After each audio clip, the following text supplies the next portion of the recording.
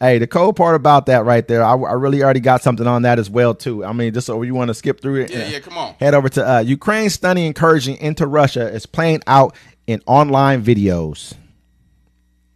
The line of camo-clad men laying face down in the dirt track with their hands behind their backs is so long the camera has to zoom out and pan left.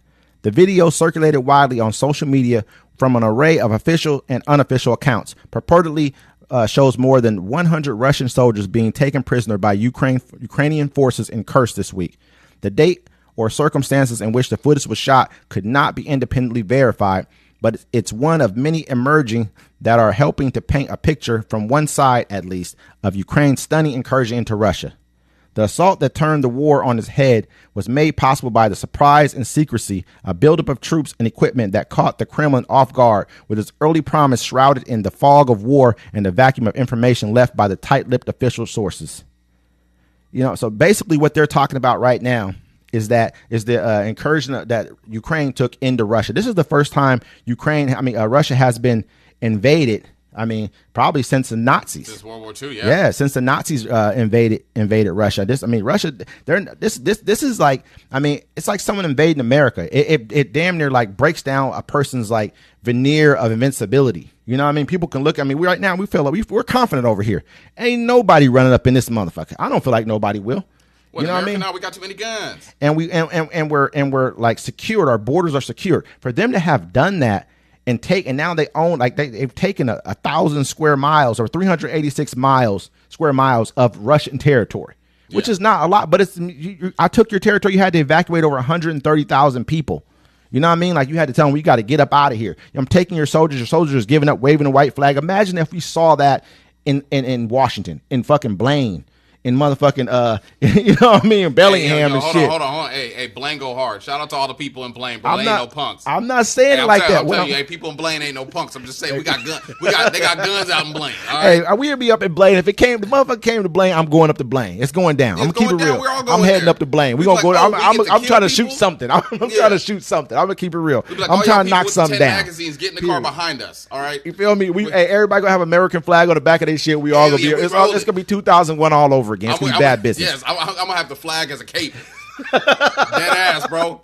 That's one thing I say. Like we in America, that's what I don't like right now. We have our differences, but if we get attacked, we're like, let's go it down. That's why we do not need to get rid of our guns, man. They're playing fucking games. Don't let them touch the soil. That's I'm like. This is why I'm like. I listen to Kamala, man. Her second thing she talks about sometimes is assault weapon, like getting rid of assault weapons, saying they're weapons of war, which I understand her. And when this is, I watched the You know what's crazy? Not to get off the Ukraine subject. We'll be right back on that actually. But I watched a video of her with Uncle Luke.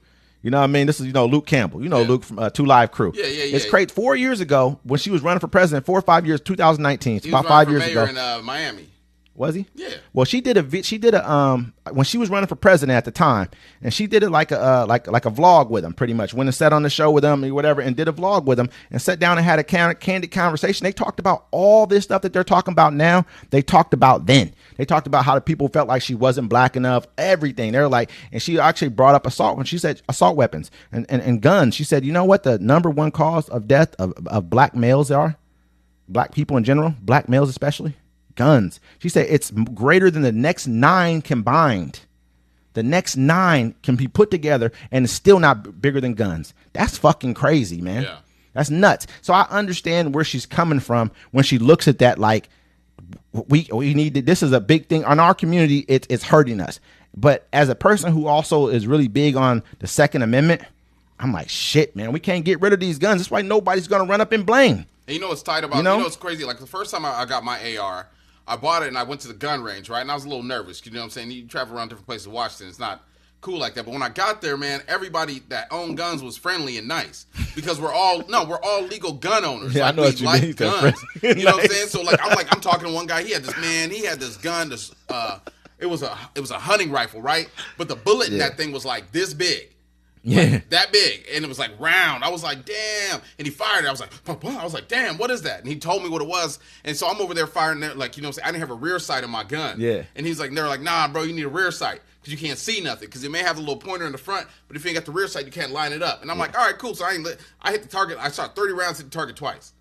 You know what I'm saying? Yeah, like, you weren't talking about shit at the time. Yeah, I wouldn't talk. Now I got scopes. Yeah, I now got you ready? lasers, I got shell catches. You know, Yeah, it's a beautiful thing when you get around. That's what I'm saying. Legal gun owners, we get the bad rap for bad people that have guns. But back to Ukraine. The biggest thing, like we have to look at this like right now. Also, if you want to kind of put this into perspective, they also talked about that Ukraine also got in trouble for. Some guy from Ukraine got in trouble for blowing up a pipeline, these pipelines that were heading into Russia. So, it's a lot going on. He wasn't supposed to do that. He said Zelensky didn't give him permission to do it. The Nord Stream pipelines, they blew up. They gave him permission at first. They gave him permission. Then they say the CIA got a hold of it and was like, hey, don't do it at the last minute. And then Zelensky was like, all right, I'll try to tell my people. But it was too late. They'd already cut off communications. Let them know. But, this war right here is really starting to take a different form right now. I don't know. My personal opinion is I think that eventually Putin's going to have to probably drop something big. Yeah, he's going to have to. If they keep on taking Russian territory like that. It's like he's getting punked because he's trying to pay this nice war with him. But he has to. He should have came out. The war should have been over anyways. But I'm gonna tell you why. You know why he got without to. NATO backing. You know why? Yeah, it would have been. But you know why you got to play a good war with him.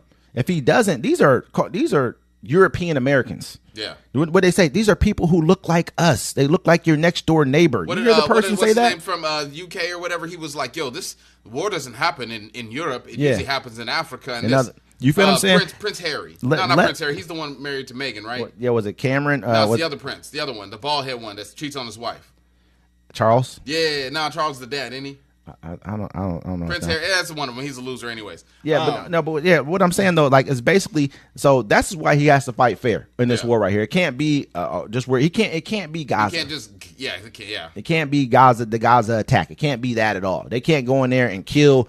It's like are we watching? I know this person's no longer telethons. Yeah, are we watching? Walter Cronkite, even though we know he's no longer a news person. Don't get it wrong. We're not watching any of the somebody else that doesn't exist in news. Are you watching Don Lemon? Yeah, or Van Jones or any of them. But those aren't like reporter is that type Black news. Ukraine? No, that ain't Van Jones. They're not in fucking Gaza for a reason because they're killing journalists over there. They've killed over like 200 and something journalists, man. Even the Pope came out today and said what Israel is doing in Gaza is terrorism.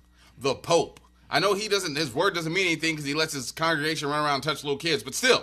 His word should mean something to the variety or to the many multitude of Catholics out there in the world. Yeah. The Vatican, they are one of the richest, if not, one of the richest, businesses, whatever you want to call it, religious places in the entire world. Yeah. That's the Vatican is. So it should mean something that he says that. That's a pretty big deal that he came out and said that. Yeah.